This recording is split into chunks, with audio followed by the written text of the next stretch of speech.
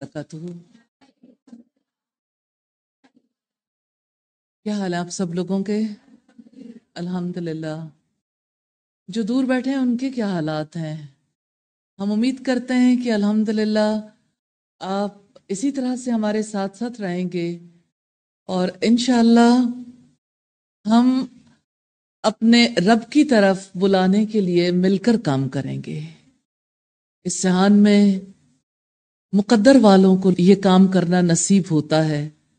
اللہ تعالیٰ سے دعا ہے ہمیں اس کام کے لیے شوق، لگن، تڑپ بھی عطا کرے، اور دعا ہے ہمیں برکتیں دے، اور اس جہان میں یہ کام کرنے کے بعد جب ہم اس کے پاس پہنچیں تو وہ ہم سے راضی ہو جائے۔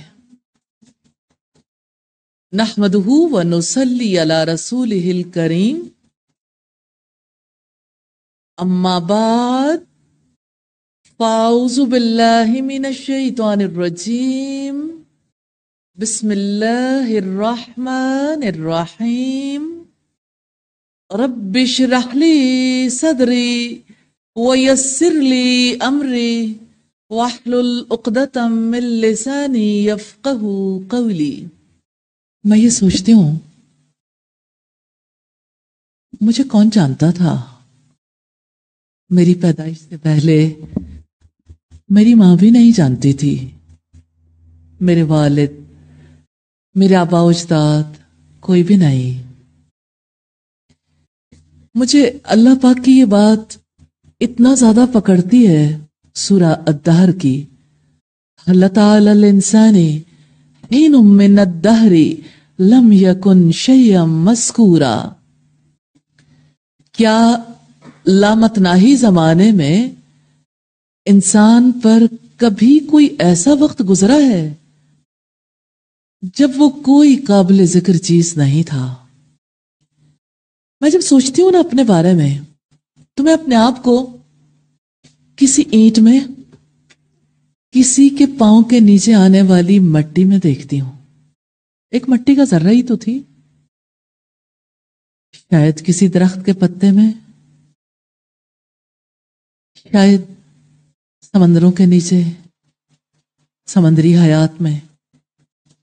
کیا تھی میری اوقات؟ زندہ نہیں تھی۔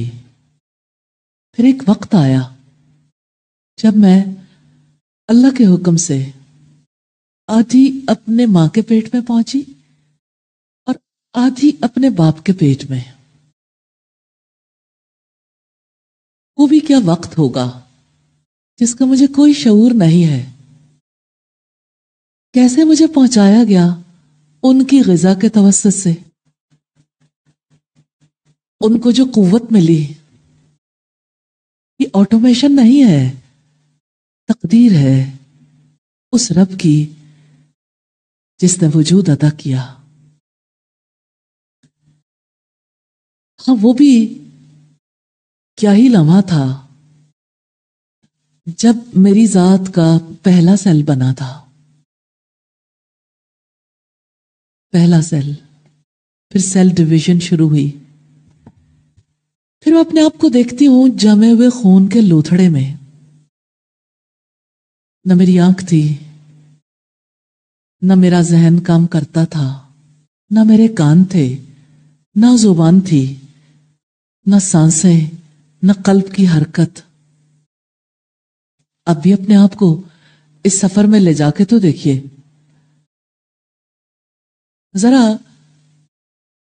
تھوڑا سا اپنے آپ کو وقت کی قید سے آزاد کر کے اس پوزیشن میں لا کر تو دیکھیے۔ جب میں ماں کے پیٹ میں تھی نا، تو میری ماں کو چکر آتے تھے۔ ان کے لیے زندگی مشکل ہو گئی تھی۔ جو کچھ وہ کھاتی تھی کھایا نہیں جاتا تھا۔ میں اپنے ماں کے لیے کتنی تکلیف کا باعث بن گئی تھی، لیکن وہ خوش تھی کہ ایک زندگی کا آغاز ہو گیا۔ وہ کس کی زندگی ہے، کیسے وجود میں آئے گی، میری ماں نہیں جانتی تھی۔ پھر دن گزرتے گئے، میں جمے ہوئے خون سے، اس لوتھڑے سے گوشت کی بوٹی بن گئی اللہ کے حکم سے۔ میں جب کبھی اپنے آپ کو گوشت کی اس بوٹی کی شکل میں دیکھتی ہوں جس کی کوئی شکل نہیں ہے، جس کے اندر کوئی حس نہیں ہے، تو مجھے حیرت ہوتی ہے اس مولا پر جس نے طے کر رکھا تھا، جس نے مجھے ڈیزائن کر رکھا تھا۔ کس طرح سے وقت گزرتا گیا اور وقت کے ساتھ ساتھ بے شکل والی بوٹی کی شکل بن گئی۔ ہڈیاں، گوشت، جلد، میرے ہاتھ کیسے تھے، میں سوچتی ہوں ایک لوتھڑا سا تھا نا میرا ہاتھ، کیسا وہ وقت تھا جب میرے ہاتھ کی انگلیوں کے درمیان کے سیلز ڈیڈ ہو رہے تھے اور انگلیاں بن رہی تھی۔ کون تھا وہ، کون تھا جو اس پورے عمل میں شریک ہو؟ کوئی بھی نہیں۔ جس ماں کے پیٹ میں یہ سب کچھ ہو رہا تھا،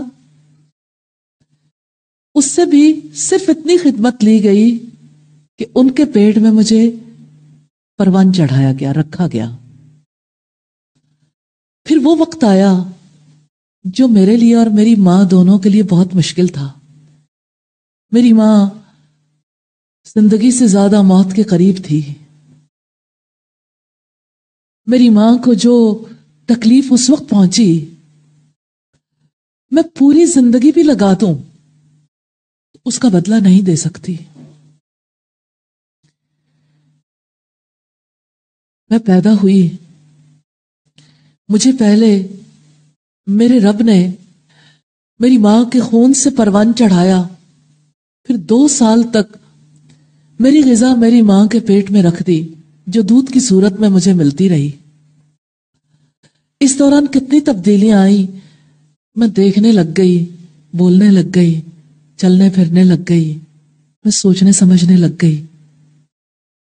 پھر کس طرح وقت کا پہیہ تیزی سے گھوما۔ وہ دن کیسا تھا جب میری ماں مجھے پہلی بار اسکول لے کر گئی، مجھے آج بھی وہ دن یاد ہے۔ میری ماں چاہتی تھی کہ میری بیٹی کو ایسی ایجوکیشن ملے جو سب سے زیادہ اعلیٰ ہو۔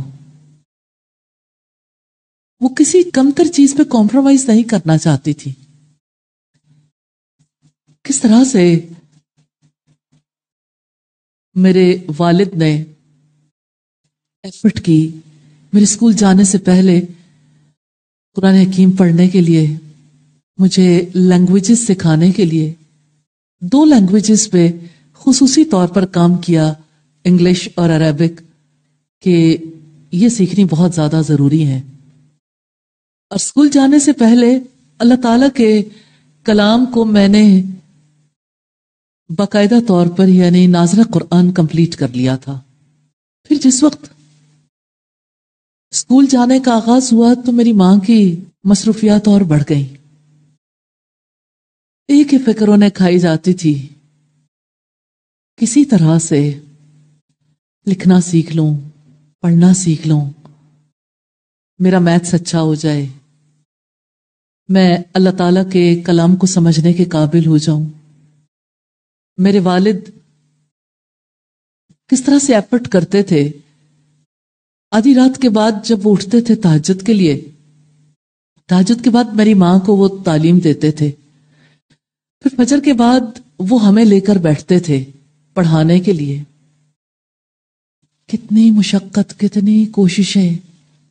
وہ کون تھا جس نے ان کے دلوں میں میرے لیے گنجائش پیدا کی، مجھے اس مقام تک پہنچانے کے لیے؟ اور آج جب میں اس مقام تک پہنچی ہوں، اس کی کال مجھ تک پہنچی ہے، من انصاری الی اللہ، کون ہے جو اللہ کے راستے میں میرا مددگار ہوگا؟ انصار اللہ، اللہ کا پیغام پہنچانے کے لیے، مجھ سے متعارف کروانے کے لیے کون کون کام کرے گا، کیسے کام کرو گی؟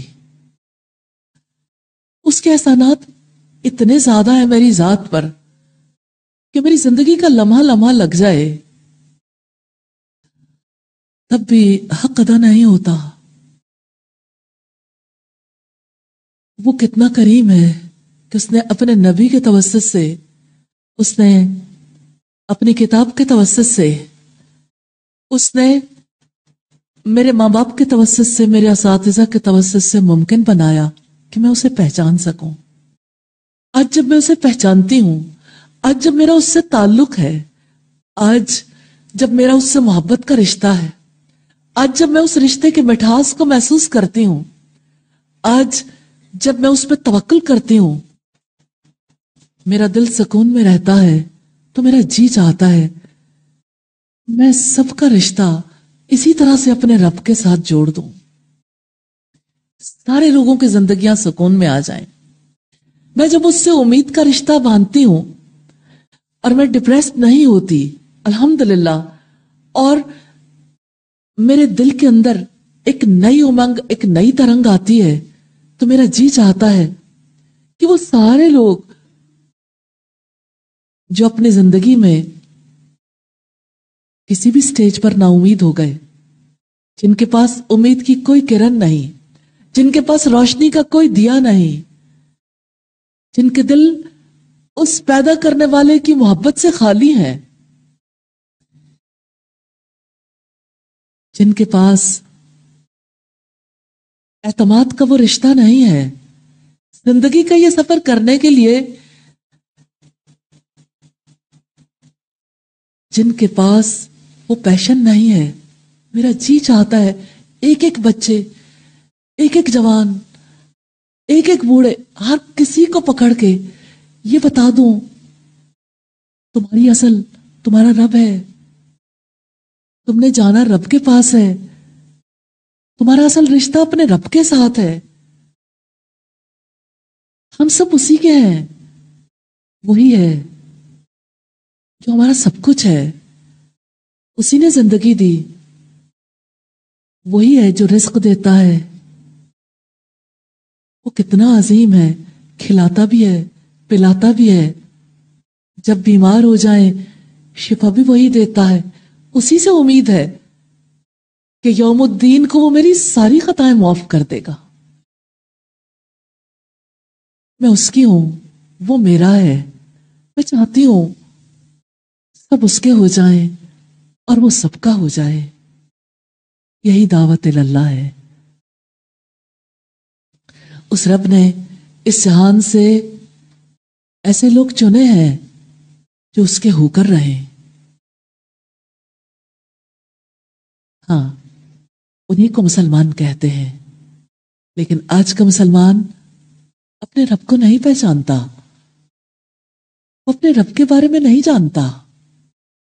یہ نہیں ہے کہ اس کے دل میں محبت نہیں ہے، دیا تو ہے، جلائے گا کون؟ دیا جلانے والوں کے لیے اللہ کی طرف سے کال ہے، کال ہے، وہ کون ہوگا جو لوگوں کے دلوں میں میری محبت کا دیا جلائے گا؟ آپ ہوں گے؟ محبت کا دیا جلا دیں، کتنا بڑا نفع ہے، کتنا بڑا کام ہے۔ دنیا میں کسی کو کھانا کھلانا بہت بڑی نیکی ہے، لیکن کسی کے دل میں امید کا دیا جلانا سب سے بڑی نیکی ہے، سب سے بڑا کام ہے۔ اس دنیا میں جن کو اپنا رب نہیں ملتا نا، وہ بہت تکلیف میں ہے، انہوں نے رب کا راستہ گم کر دیا نا، انہیں پتہ نہیں ہے سکون کیسے ملے گا، اطمینان کیسے ملے گا، انہیں پتہ نہیں ہے کہ اس کنیکٹیویٹی کے بغیر، اس تعلق کے بغیر ہم تو کٹی پتنگ ہیں جس کو کوئی بھی لوٹ لیتا ہے۔ اور ابلیس کے کتنے ایجنٹ انتظار میں رہتے ہیں، ڈور کٹے اور کٹی پتنگ کو لوٹ لیں۔ میں آپ سے تعاون چاہتی ہوں انسانوں کی زندگیاں بچانے کے لیے۔ ہاں، دعوت اللہ واقعی لائف سیونگ ایکٹیویٹی ہے۔ کون ہے جو ہیومینٹی کو بچانا چاہتا ہو؟ انسانوں سے محبت رکھنے والا، یہ اللہ کا کنبہ ہے، اللہ تعالیٰ کا خاندان ہے۔ اس خاندان کو اللہ تعالیٰ کی پہچان کروانی ہے۔ جو بیلیو کرتے ہیں انہیں بھی، جو بیلیو نہیں کرتے انہیں بھی اپنی اصل کی طرف لوٹانا ہے۔ اس کام کا کوئی صلہ اس دنیا میں کسی نے نہیں دینا، اس کا صلہ وہ دے گا جو بادشاہ کائنات ہے۔ یہ انمول کام ہے، یہ ایسا کام ہے جس کی قیمت کوئی نہیں دے سکتا، کسی کے بس میں نہیں، کسی کے اختیار میں نہیں۔ یہ تو سعادت مند لوگ، خوش نصیب لوگ اللہ تعالیٰ کی طرف سے چنے جاتے ہیں اور انہیں یہ کام کرنے کا موقع ملتا ہے۔ اور اس کام کے لیے فارملی کسی ایک نشست میں بیٹھ کر اب کام کریں، یہ دعوت اللہ نہیں ہے۔ دعوت اللہ تو وہ ہے جو ہر وقت، ہر مقام، ہر جگہ جاری رہتی ہے۔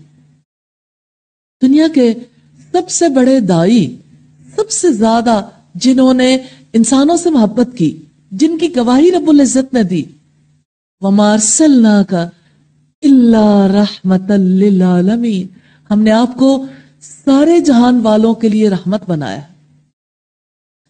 تو دعوت اللہ کا کام سب سے قیمتی کام،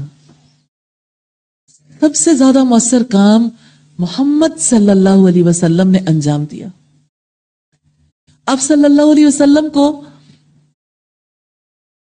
جہاں دیکھنا چاہے، بچوں کے ساتھ، بڑوں کے ساتھ، گھر میں، گھر سے باہر، دوستوں میں، رشتہ داروں میں، دشمنوں میں، اجنبیوں میں، اللہ کے گھر میں اور دوستوں کی مجلس میں، کہیں بھی کوئی مقام ایسا نہیں تھا آپ اپنی زبان سے، اپنے عمل سے اپنے رب کی طرف نہ بلاتے ہو۔ آپ کا عمل اللہ تعالیٰ کی پسند میں ڈھلا ہوا تھا۔ اور جیسے کسی نے کہا، غالب ندیم دوست سے آتی ہے بوئے دوست۔ جب انسان کا عمل بدلتا ہے نا، اللہ کی پسند میں ڈلتا ہے، تو کس طرح سے دیکھ کر بھی پہچان جاتے ہیں کہ یہ اللہ کا ولی ہے، اللہ کا دوست ہے، اللہ والا ہے۔ کتنی بڑی سعادت ہے اللہ والا ہونا، جس کا تعلق، جس کی دوستی، جس کا رشتہ اللہ تعالیٰ سے جڑ جائے، اس سے خوش نصیب کون ہو سکتا ہے؟ اور وہ سب سے خوش نصیب ہے جو ہر وقت ہر کسی کا رشتہ اس کے مالک، اس کے خالق سے جوڑنے والا۔ یہ دعوت اللہ کا کام ہے۔ اللہ تعالیٰ کی طرف بلانے کا کام ایسا ہے جو ہر وقت ہر مقام پر جاری رہتا ہے، اور جس میں نفرت نہیں، محبت کام کرتی ہے، سختی نہیں، نرمی، رد عمل نہیں، عاجزی، تواضع، برداشت، صبر۔ دائی اللہ تعالیٰ کی طرف بلاتے بلاتے کتنا پیارا انسان بن جاتا ہے نا۔ ہر وقت اس کی ٹریننگ ہوتی ہے۔ اقبال کہتا ہے، تو بچا بچا کے نہ رکھے سے، تیرا آئینہ ہے وہ آئینہ، کہ شکستہ ہو تو عزیز تر ہے نگاہ آئینہ ساز میں۔ آئینہ دل ہے نا، اور یہ دل لوگوں کی باتوں سے متاثر ہوتا ہے، لیکن دائی اللہ تعالیٰ کے لیے اگنور کرتا ہے، معاف کر دیتا ہے. وہ چاہتا ہے جب بندے کا رشتہ رب سے جڑ رہا ہے کہیں کسی کا رشتہ خراب نہ ہو جائے. وہ رد عمل سے بچتا ہے. وہ اپنی بڑائی کے لیے نہیں جیتا. ہاں، دعوت اللہ کا کام ہی یہ ہے کہ لوگوں کو اللہ تعالیٰ کی بڑائی کی دعوت دی جائے کہ وہ سب سے بڑا ہے. اسی کے لیے، اس کی خوشی کے لیے ہم نے جینا ہے. اس کی خوشی کے لیے ہم نے ہر کام کرنا ہے. جو اسے پسند ہے وہ کام کرنے ہیں، اور جو اسے ناپسند ہے وہ چھوڑ دینے ہیں. اپنی مرضی کو کبھی اس کی مرضی کے آگے نہیں رکھنا، سرنڈر کرنا ہے. کتنا پیار ہے نا رب العزت کو ابراہیم علیہ السلام سے، کتنی محبت، صدیوں سے وہ محبت کیسے سارے انسانوں کے سامنے رکھی جاتی ہے. رب العزت نے ابراہیم علیہ السلام سے یہ سوال کیا، کیا تم اسلام لے آئے؟ کیا تم نے اپنے آپ کو میرے حوالے کر دیا؟ کیا تم نے اپنا معاملہ میرے سپرد کر دیا؟ کیا تم میری رضا پہ راضی ہو گئے؟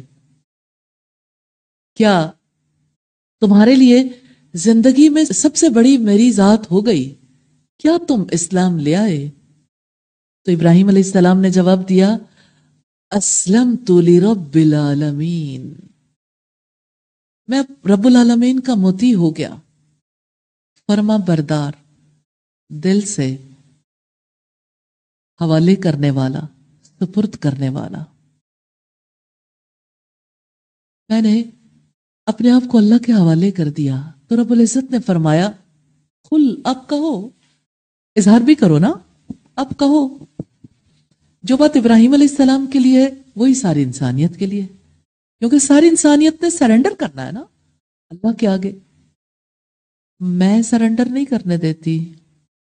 میں ہوں، میری بات، میری رائے، میری خواہش، میرا دل چاہتا ہے. میں قربان کرنا دراصل اللہ کی بڑائی کو تسلیم کرنا ہے، لیکن اللہ کے آگے. پھر اللہ پاک نے کہا، اب کہو، قل ان صلاتی، کہہ دو بے شک میری نماز. پڑھتے ہیں آپ؟ نماز پڑھتے ہیں نا؟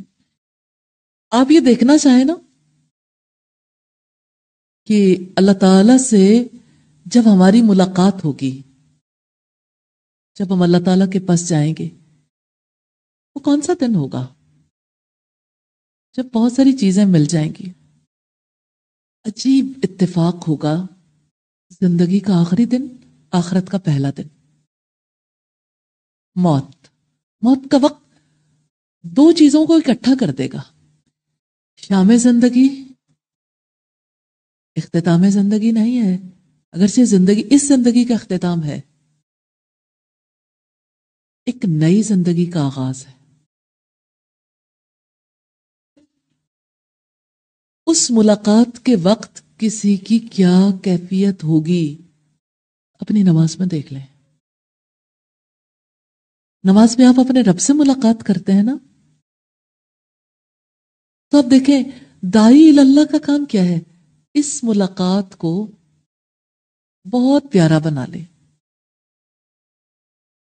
نبی صلی اللہ علیہ وسلم جس وقت اذان ہوتی تھی تو سیدہ عائشہ کہتی ہیں، ایسے لگتا تھا کہ آپ اجنبی ہو گئے، ابھی اتنی محبت سے بات چیت کر رہے تھے، اب سب کچھ سٹاپ ہو گیا، سب کچھ ترک کر دیا، اللہ تعالیٰ کی طرف رخ کر لیا. نماز میں قبلہ روح ہونا میسج دیتا ہے نا، چہرے کا رخ، بدن کا رخ. اللہ اکبر کے بعد ڈیسائیڈ ہو گیا نا، اب کسی طرف رخ نہیں کرنا، لیکن سوچ کا رخ ادھر ادھر ہوتا رہتا. تو آپ اپنی ہر نماز میں دیکھیں اللہ تعالیٰ کی ملاقات کیسی ہے. موت کے وقت بھی یہی کیفیت ہوگی، یہی کیفیت. اگر آپ چاہتے ہیں کہ آپ کی اللہ تعالیٰ سے بہت اچھی ملاقات ہو، اپنی نمازوں پر فوکس کر لیں. اور یہ فوکس جانتے ہیں کب ہو سکتا ہے؟ قل ان صلاتی، کہہ دو یقیناً میری نماز، वनुसुकी, और मेरी कुर्बानियां, मेरे सारे मनासिक, व महयाया, और मेरी जिंदगी, व ममाती, और मेरी मौत, लिल्लाही रब्बिल आलमीन, अल्लाह रब्बुल आलमीन के लिए है। ये सैयदना इब्राहिम अलैहिस्सलाम से कहा। यही तो दावत है सारी इंसानियत के लिए, अल्लाह के हो जाएं। हम अल्लाह के हैं, इन्ना लिल्लाही व इन्ना इलैहि राजिऊन। कहानी तो जिंदगी की इतनी है ना, हम अल्लाह के हैं और अल्लाह ही की तरफ लौट कर जाने वाले हैं। यह है काम जो दाई इल्लल्लाह ने अपनी जिंदगी में करना है। अल्लाह ताला की मुलाकात के लिए तैयार करना है।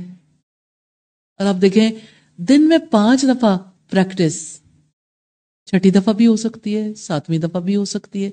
जब अल्लाह से मोहब्बत हो जाती है ना, तो नवाफिल बहुत अजीज हो जाते हैं। और अल्लाह के कुर्ब का बहुत बड़ा जरिया है ना। जैसा कि नबी सल्लल्लाहु अलैहि वसल्लम ने फरमाया, अल्लाह ताला फरमाते हैं, ला यज़ालु अब्दी यतक़र्रबु इलैया बिन नवाफिल, मेरा बंदा बराबर नफल इबादत के जरिए से मेरा कुर्ब तलाश करता रहता है। बराबर, आज कल रात को उठे, नींद तोड़ के उठे, हसरत है, अल्लाह के लिए नींद तोड़कर उठें, फिर उससे बातें करें। हाँ, इंसान जिससे मोहब्बत करते हैं, रत जगह से उस मोहब्बत की तस्कीन होती है, आगे बढ़ती है। रातों को उठ उठ के सरगोशियां करना, बातें करना। कभी आप मोहब्बत करने वाले हस्बैंड वाइफ को देखते हैं जो आपस में अगर दूर है तो रात रात भर एक दूसरे से बातचीत करते रहते हैं। तो देखिए, जो मोहब्बत करता है ना, वो रातों को उठता है। उसकी सुबह होती है, फजर पढ़ लेता है, सूरज निकलता है, उसका फिर जी चाहता है रकअतैन, 2 रकअतें, 2 रकअतें पढ़ लो, सारे जोड़ों का कर्ज अदा हो जाएगा। एक बार अपने रब के सामने झुक जाऊं। ला यज़ालु अब्दी यतक़र्रबु इलैया बिन नवाफिल, मेरा बंदा बराबर नफल इबादत के जरिए से मेरा कुर्ब तलाश करता रहता है, ताकि मैं उसके हाथ बन जाता हूं, जिनसे वो पकड़ता है उसके कान बन जाता हूं। कान, मेरे कान।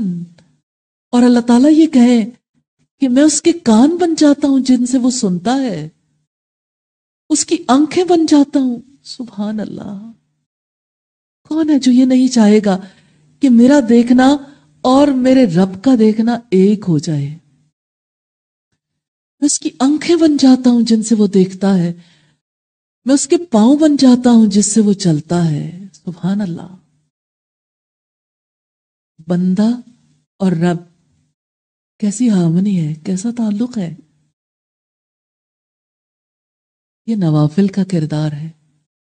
नवाफिल से मोहब्बत करें, नवाफिल की मोहब्बत दिलाएं, यही दावत अल्लाह है। नमाज की मोहब्बत दिलाएं, यही दावत अल्लाह है। जिसको नमाज नहीं आती, देखिए, एक है नमाज को फिजिकली नमाज अदा करना सीखना, और एक है खुशू वाली नमाज अदा करना सीखना। दिल के अंदर जब तक आग नहीं होती ना, जब तक दिल के अंदर एक लौ नहीं लगती ना, तो आप बुझे हुए दिए को कैसे जलाएंगे। आपके अंदर लौ होगी ना, आप दूसरों के दिल के अंदर बुझे हुए दिए को भी जला देंगे इंशाल्लाह। अल्लाह की मोहब्बत के चिराग जलाने हैं, कौन कौन जलाएगा। तो ये मोहब्बत के रास्ते हैं। अल्लाह का जिक्र, हर काम अल्लाह के नाम से, इख्तिताम अल्हम्दुलिल्लाह से, सलाम अल्लाह रब्बुल इज्जत के साथ ताल्लुक का इजहार है ना। सलामती का पैगाम, नवाफिल, तिलावत,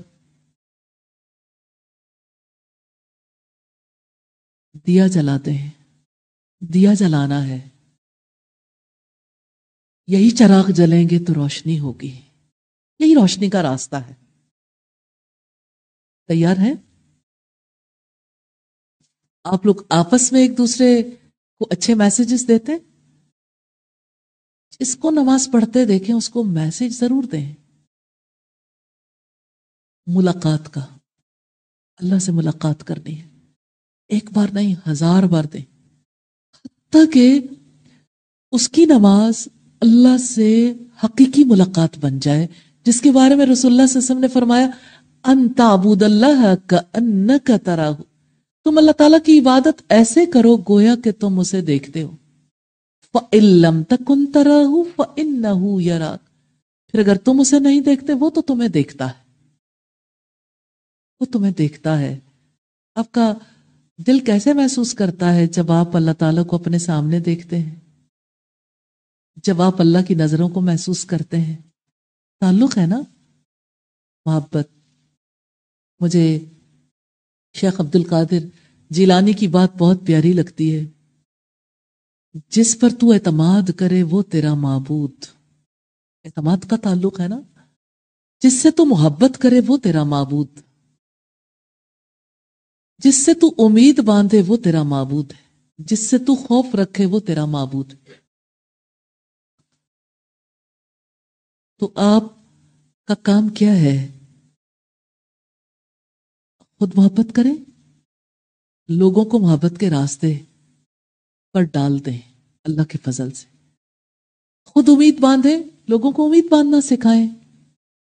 خود اعتماد کریں اور لوگوں کو اعتماد کرنا سکھائیں. خود اس کا خوف رکھیں اور لوگوں کو خوف رکھنا سکھائیں. یہی دعوت اللہ ہے. ہاں، اسی محبت سے دل روشن ہو جائیں گے انشاءاللہ. انشاءاللہ تو اسے دل میں رکھنا ہے انشاءاللہ، اپنے بھی اور دوسروں کے دلوں میں بھی. دعوت اللہ کا کام آپ کو کیسا لگتا ہے؟ کوئی سوال کرنا چاہیں، کچھ اظہار کرنا چاہیں؟ جی. دعوت اللہ، اللہ کی طرف بلانا. جب تک آپ پریکٹیکلی کچھ کریں گے نہیں تو ایکسپریس کیسے کریں گے؟ اتنے ہی پیار اور محبت کے ساتھ جب آپ لوگوں کے دلوں میں اس روشنی کے لیے ایفرٹ کریں گے، جب دیے جلائیں گے نا، تو آپ کی کیفیت بھی فرق ہو جائے گی انشاءاللہ. انشاءاللہ دعوت اللہ کے کورس کے حوالے سے میں 2-3 باتیں 1 منٹ میں آپ کے سامنے رکھنا چاہتی ہوں تاکہ آپ کا ذہن کلیئر ہو جائے. اس سبجیکٹ میں ہم کیا چیزیں پڑھیں گے؟ اس میں سب سے پہلے ہم احکام دعوت پڑھیں گے، یعنی دعوت کے احکامات کیا ہیں. دوسرے ہم دعوت کے پیغام کے بارے میں پڑھیں گے. تیسرے دعوتی عمل کے بارے میں دیکھیں گے. پھر دعوتی واقعات دیکھیں گے، دعوتی احکامات بھی اور آداب دعوت انشاءاللہ تعالی. اس کی ڈیٹیل ہم دیکھ لیں گے، لیکن ہم جو بھی بات دیکھیں گے انشاءاللہ تعالی وہ اسی طرح سے جیسے آج بات چیت ہوئی انشاءاللہ تعالی، تاکہ پریکٹیکلی ہم نبی صلی اللہ علیہ وسلم کے پیچھے پیچھے جنت میں پہنچ جائیں انشاءاللہ. سبحانک اللہم و بحمدک نشہد ان لا الہ الا انت نستغفرک و نتوب الیک.